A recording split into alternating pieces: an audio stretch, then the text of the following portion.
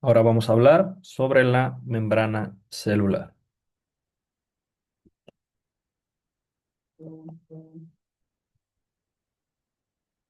Dentro de las características de la membrana es que esta va a cubrir a la célula.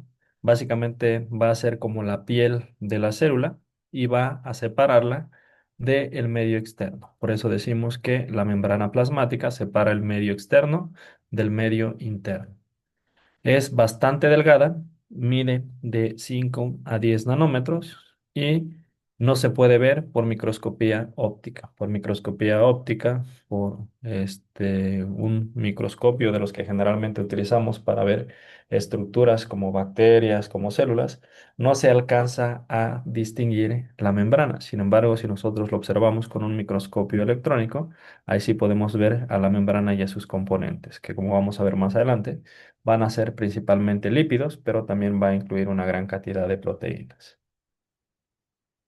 ¿Cuáles son las funciones de la membrana plasmática? Las funciones van a ser la compartimentalización.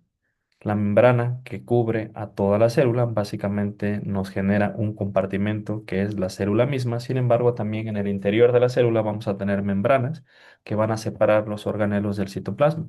A cada uno de esos organelos que va a estar separada por una membrana, como va a tener características estructurales y funcionales únicas, podemos decir que es un compartimento diferente. Transformación de energía, particularmente las membranas de un organelo que se llama mitocondria, van a tener una enzima que se llama ATP sintasa. La ATP sintasa es justamente la que va a convertir a el paso de iones hidrógeno por esta misma enzima en ATP. También sirven para la interacción celular. Muchas de las células van a tener una membrana que va a incluir ciertos lípidos o ciertos carbohidratos con algo que se llama glucocálix, que va a interactuar o va a permitir la interacción con otras células, con microorganismos, e incluso también con otras células de tejidos distintos. También va a tener receptores, por lo cual va a permitir que se responda hacia estímulos externos. Una de sus principales funciones va a ser precisamente el transporte de solutos. Los solutos básicamente va a ser a todo aquello que esté disuelto en el torrente sanguíneo, particularmente en el plasma. También proporcionan una barrera permeable selectiva. No todo lo que está fuera de la célula va a poder internalizarse, va a poder absorberse, sino que la membrana va a tener receptores, canales, espacios donde básicamente va a ser justamente limitante de que puedan ingresar o puedan salir ciertas sustancias. Y también aquí van a ocurrir una gran cantidad de reacciones químicas.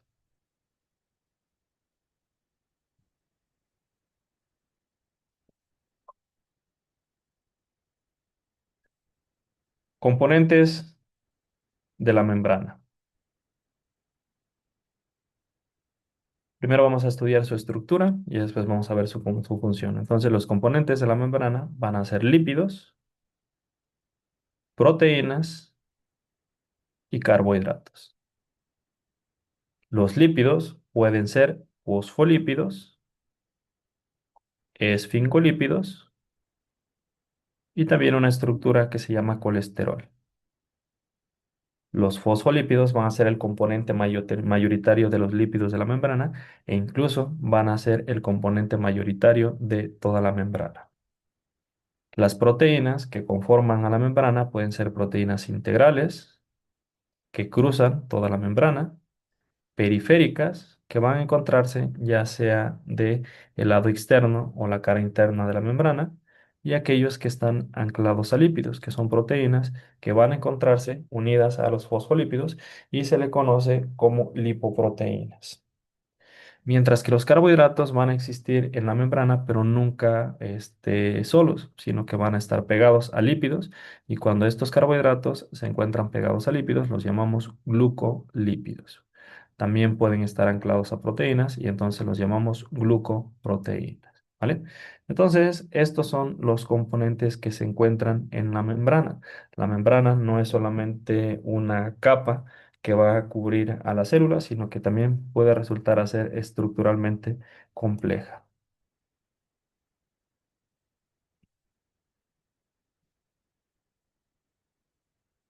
Ahora sí, vamos a ver ya más organizada y estructurada a los componentes de la membrana. Entonces, quedamos que el componente prioritario era una estructura que se llama fosfolípido.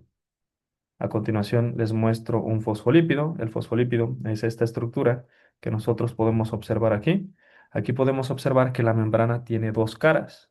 Si lo partimos a la mitad, podemos observar que tiene una cara hacia el exterior, la cual vamos a llamar cara externa, y también tiene otra cara hacia el interior de la célula, la cual vamos a llamar cara interna.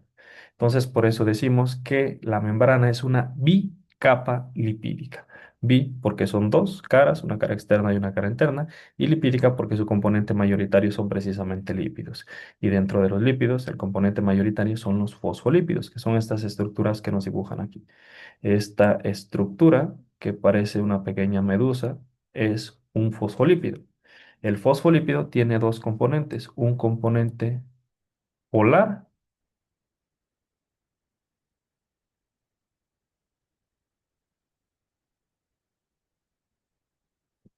o hidrofílico y tiene un componente no polar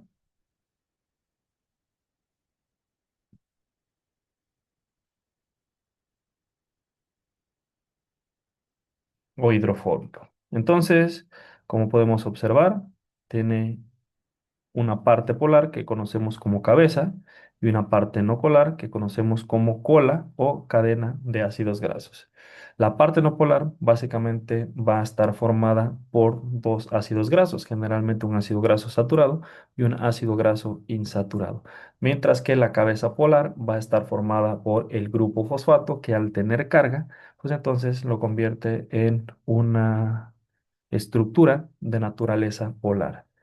En algunos casos, y dependiendo de qué membrana sea, va a tener en medio de los fosfolípidos esta estructura que va a servir para darle rigidez y soporte, que en el caso de los humanos y de todos los animales va a ser un esterol que se llama colesterol, ¿vale? Entonces, esa es la disposición que tienen los lípidos en la membrana. Ahora, también vamos a tener a los esfingolípidos. Generalmente los esfingolípidos van a estar unidos a carbohidratos, como este que tenemos aquí, que es un oligosacárido, y también los vamos a encontrar en unas estructuras que se llaman balsas lipídicas. ¿Que es una balsa lipídica? Son proteínas que se van a encontrar juntas rodeadas por esfingolípidos y que se van a desplazar en el océano de los fosfolípidos como si fueran una balsa y por eso es que se les llama balsas lipídicas, ¿vale? Entonces las balsas lipídicas son un conjunto de proteínas, proteínas que van a estar juntas, rodeadas principalmente de esfingolípidos que van a moverse a lo largo de los fosfolípidos de la membrana. Aparte, perdón, de los lípidos de la membrana vamos a tener proteínas. Dentro de las proteínas tenemos a las proteínas integrales que, como se los había mencionado, van a cruzar de un lado a otro la membrana. Estas proteínas integrales pueden tener múltiples funciones, pueden fungir como receptores, pueden fungir como canales, pero van a cruzar toda la membrana y eso es lo que las va a caracterizar. Aparte de las proteínas integrales, también tenemos a proteínas periféricas. Estas proteínas periféricas pueden estar dentro de la membrana o pegados a ellas, ya sea en su cara externa o en su cara interna, y van a tener otro tipo de funciones. Generalmente van a estar pegadas a una proteína grande, a una proteína integral, y su función va a radicar precisamente en la interacción que tenga con los fosfolípidos o con esta proteína integral. ¿Vale? Ahora, muchas de estas proteínas periféricas van a tener hidratos de carbono o carbohidratos unidas a ellas. Esto que parecen arbolitos que nosotros podemos observar aquí son precisamente los carbohidratos, generalmente oligosacáridos, que pueden estar unidos a un lípido y entonces los vamos a llamar glucolípidos o también pueden estar unidos a las proteínas, como este que tenemos aquí, y estos vamos a llamarlos glucoproteínas. Sus funciones son diferentes, pueden tener función de señalización, pueden tener función de adhesión, pueden tener funciones que vamos a ver más adelante. ¿Hasta aquí alguna duda con respecto a los componentes de la membrana?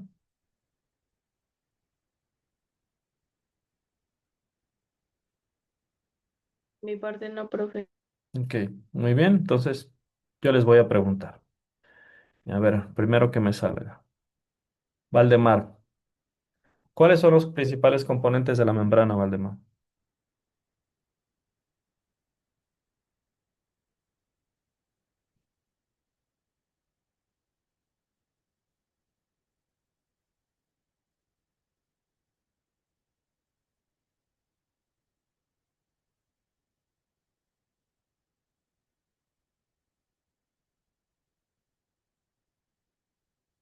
Sería,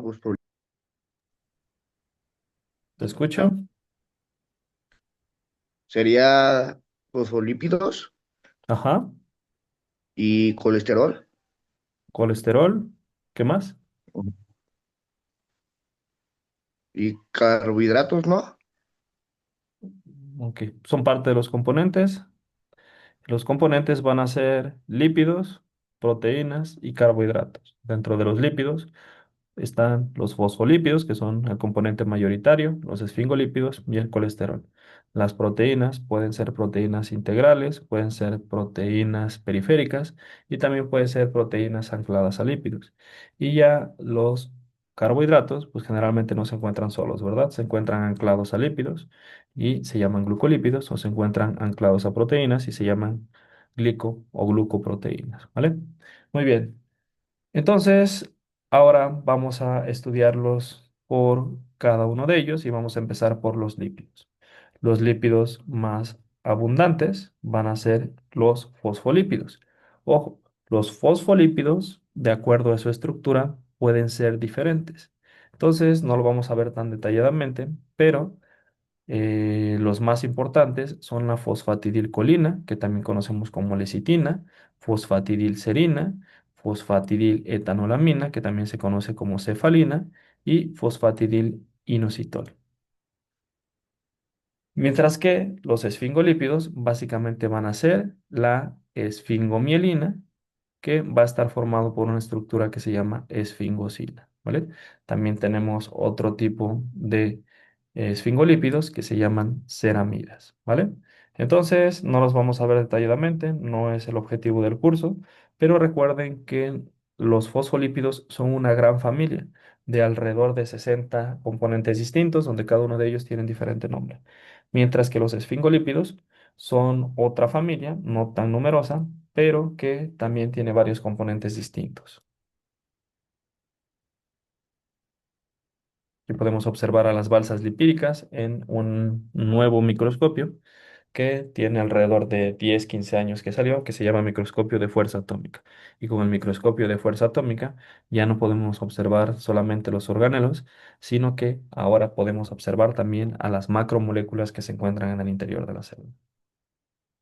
Entonces, aquí también tenemos otra fotografía por microscopio de fuerza atómica, donde podemos observar a las balsas lipídicas que se encuentran en la membrana. Esto que parece el relieve de un planeta extraño, realmente es la membrana, y en la membrana podemos observar unos segmentos más oscuros, que son los conjuntos de proteínas que van a formar las balsas lipídicas. Aquí lo valioso de esta imagen de la vida real es que estas balsas lipídicas pues son mucho más grandes y más comunes de lo que nosotros creíamos y representan una buena cantidad de las proteínas que se encuentran en la membrana. Entonces, la mayor parte de las proteínas que se encuentran en la membrana están precisamente en forma de balsas lipídicas.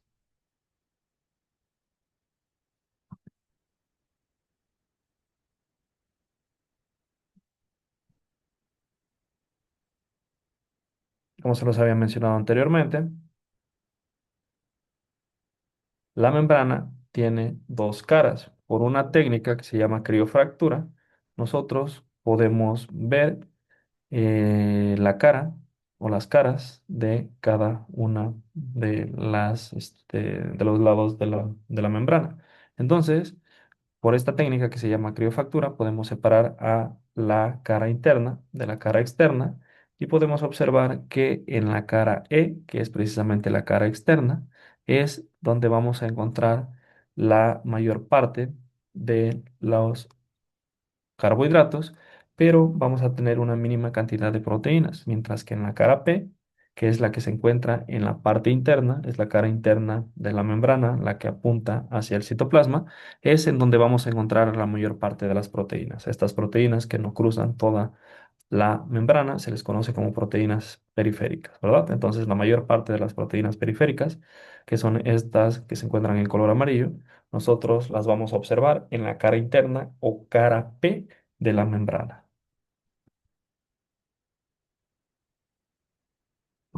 En cuanto a los carbohidratos, estos carbohidratos pueden estar unidos a los lípidos. Los carbohidratos unidos a lípidos más importantes son el cerebrócido y el gangliósido. El cerebrócido, como su nombre lo dice, y el gangliósido también, los vamos a encontrar principalmente y de forma muy abundante en el tejido nervioso. Mientras que los carbohidratos que se unen a las proteínas, pues son las famosas glucoproteínas. Dentro de los carbohidratos de membrana más importantes tenemos aquellos que se encuentran en los glóbulos rojos de la sangre, particularmente en los eritrocitos, que son los que van a formar a los grupos sanguíneos. Mientras que las proteínas pueden ser integrales, pueden ser periféricas o pueden ser ancladas a lípidos. En cuanto a su función, las proteínas integrales pueden tener función de bomba, como la famosa bomba sodio-potasio. También pueden ser canales, como los canales iónicos que encontramos en la membrana para el transporte de iones. Pueden ser receptores que reconocen a un ligando y generan una señalización intracelular para que la célula cumpla una función. También pueden tener función estructural. Pueden encontrarse tanto en las caras laterales como en las caras externas. Tenemos aquellas que unen a componentes del citoesqueleto. Por ejemplo, esta proteína que tenemos aquí, que va a ligar el colágeno de la matriz extracelular con la actina, que es parte del citoesqueleto intracelular. Y por último, tenemos a las que tienen función enzimática, ¿vale? Entonces, las proteínas integrales pueden tener función estructural, también pueden ser bombas, canales o conductos, también pueden tener función transportadora, receptora, ligadora y enzimática. ¿Vale?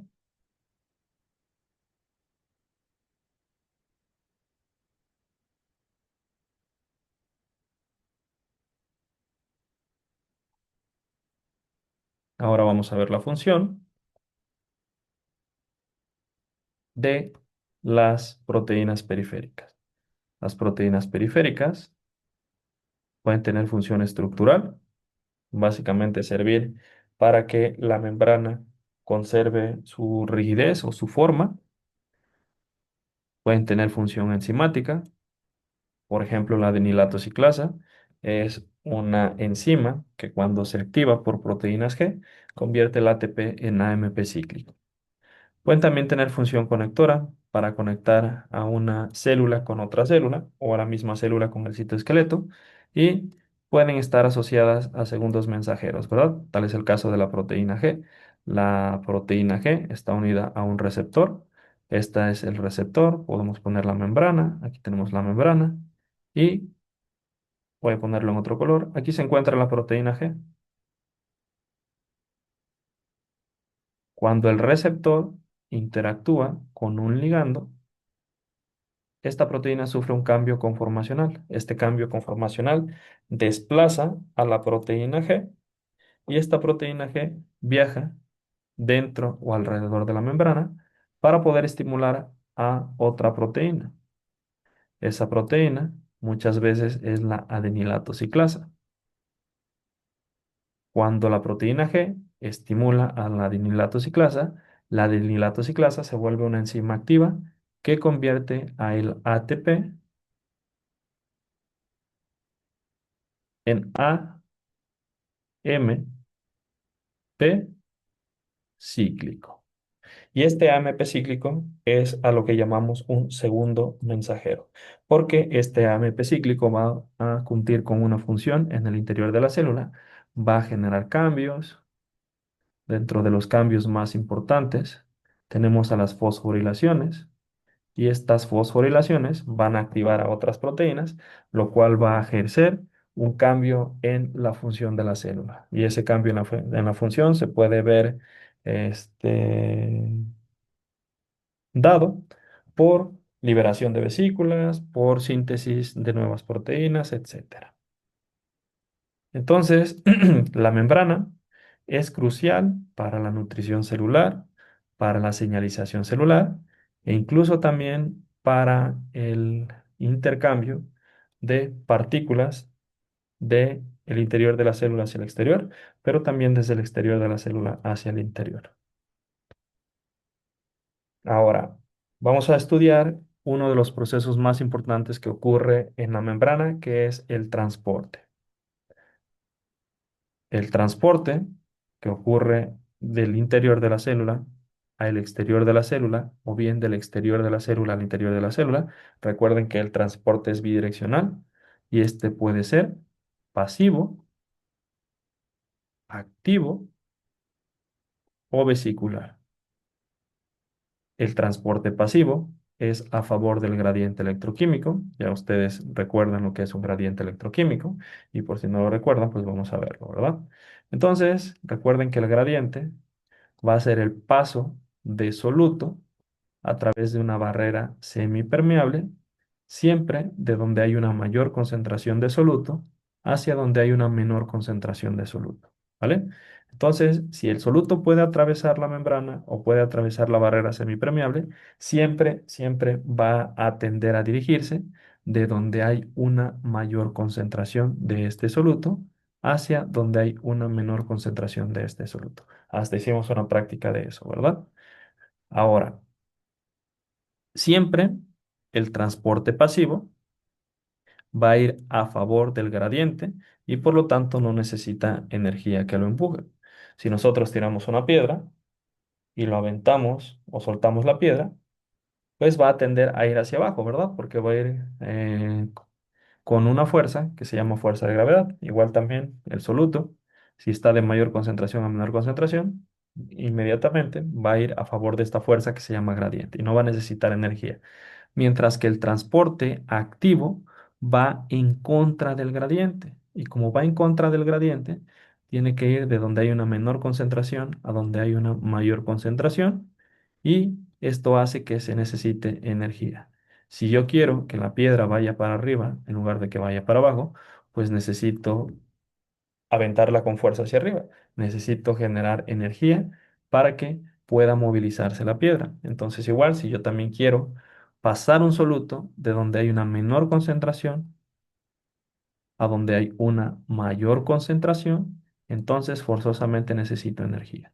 Y la energía que generalmente utilizan las células va a ser del ATP o va a provenir del ATP. El transporte vesicular también involucra energía en forma de ATP porque va a involucrar el transporte de las vesículas a través del citoesqueleto. Anteriormente se creía que las vesículas viajaban nada más por el citoplasma, pero ahora se sabe que estas vesículas son movidas por unas proteínas que vamos a ver más adelante, que se encuentran en el citoesqueleto y esas proteínas para poder dar sus pasitos, para poder moverse, van a necesitar forzosamente energía en forma de ATP. Entonces el transporte vesicular también va a necesitar ATP. Ahora vamos a ver los tipos de transporte pasivo. El transporte pasivo puede ser por difusión simple, por difusión facilitada, y cuando estamos hablando particularmente del agua, podemos decir de un tipo de transporte diferente que se llama ósmosis. ¿Vale? Entonces, ¿qué es la difusión simple? La difusión simple es el paso de un soluto a través de la membrana sin necesidad de un intermediario. La difusión simple solamente está dada por solutos que tienen como característica ser pequeños,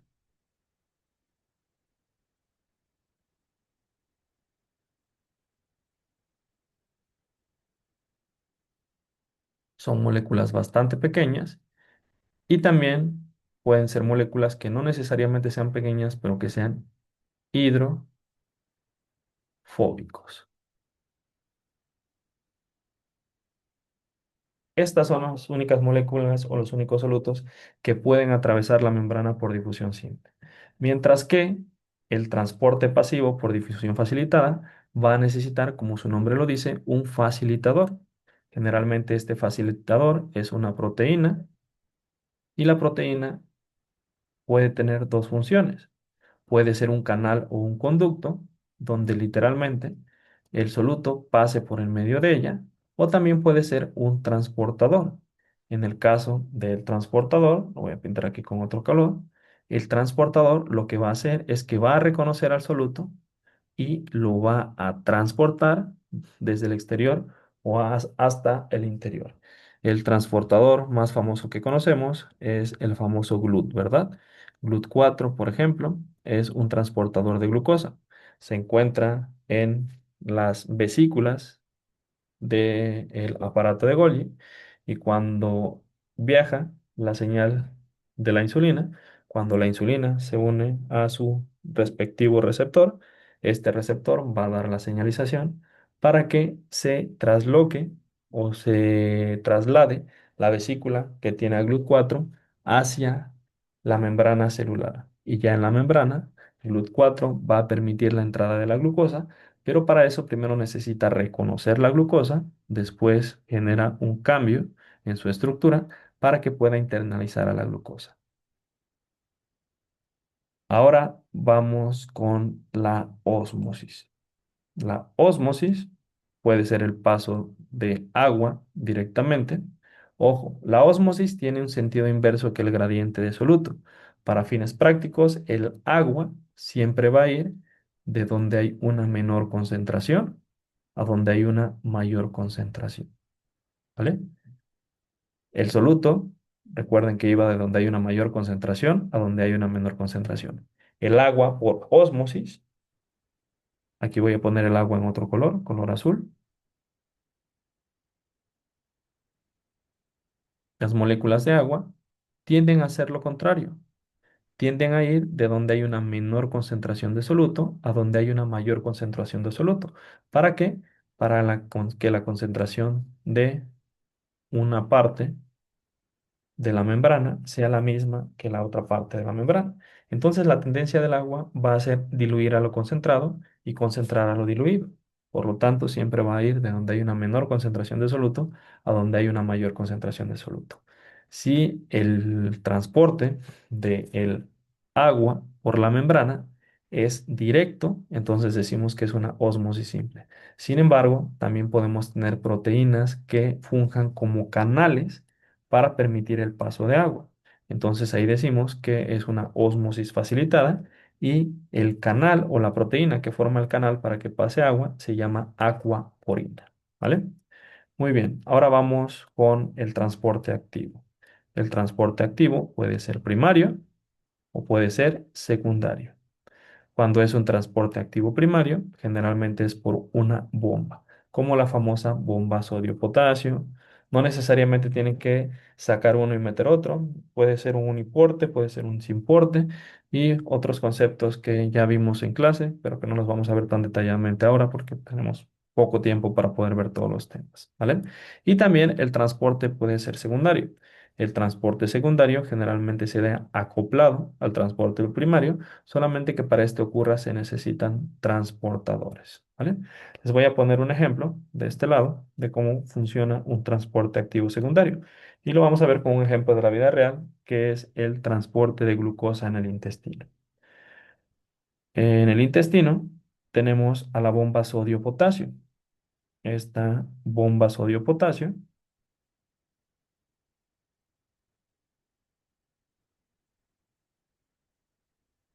va a meter potasio y va a sacar sodio,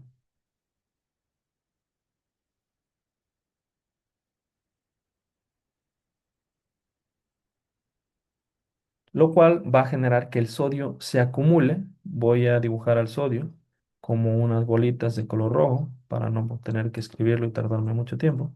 Vamos a tener un exceso de sodio entonces en este lado. Este es el interior de la célula. Voy a dibujarlo aquí. La célula es un enterocito. Aquí tiene su núcleo.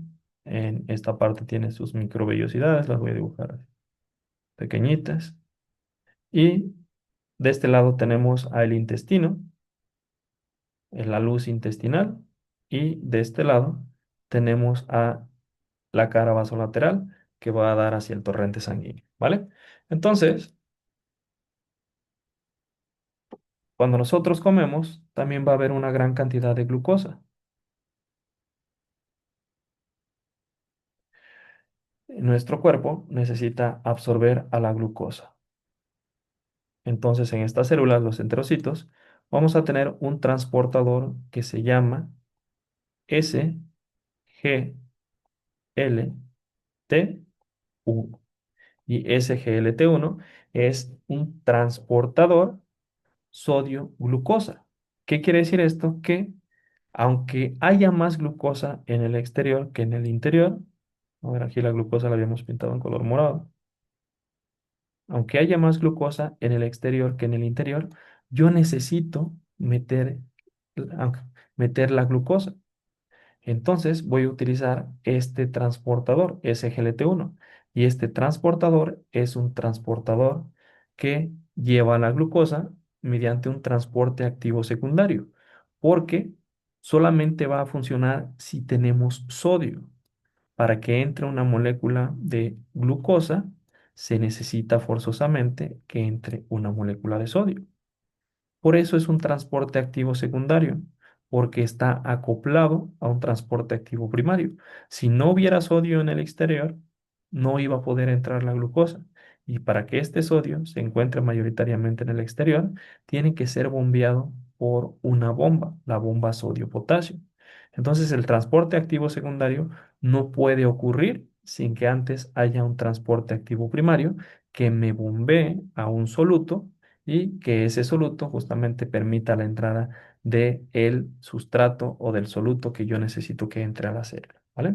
Entonces, un ejemplo del transporte activo secundario es el transportador SGLT1, que para poder internalizar la glucosa a la célula necesita también meter sodio.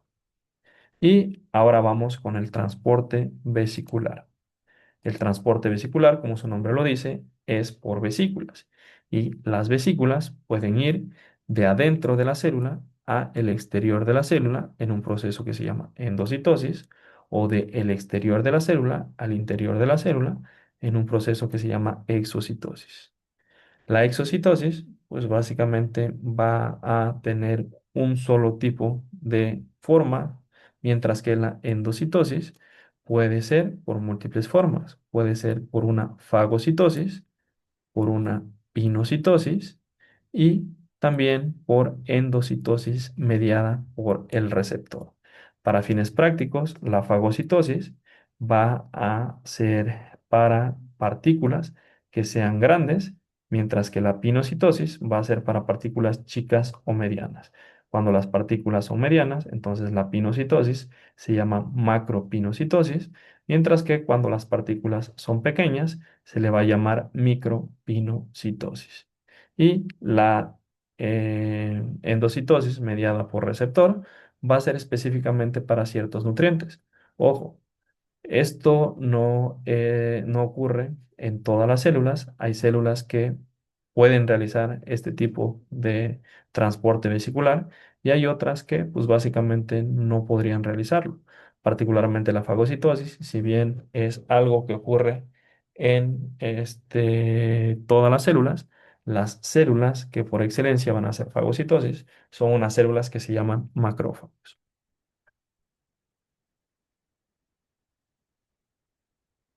Aquí podemos ver algunos ejemplos de los tipos de transporte. Aquí tenemos a la difusión simple, a la difusión facilitada por proteínas transportadoras. Miren cómo reconoce a su ligando y ya después tiene un cambio conformacional que internaliza a el soluto hacia el interior. Mientras que un canal, pues básicamente funciona como un canal. Permite el paso del soluto desde el exterior hacia el interior, pero también puede ser desde el interior hacia el exterior.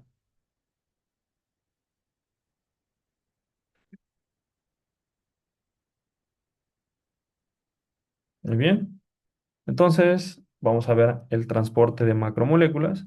Vamos a hablar específicamente del transporte vesicular. Entonces, voy a terminar la sesión aquí para que la próxima sesión pues ya sea específicamente del transporte vesicular. Entonces, igual, nos volvemos a conectar en unos 10 o 15 minutos.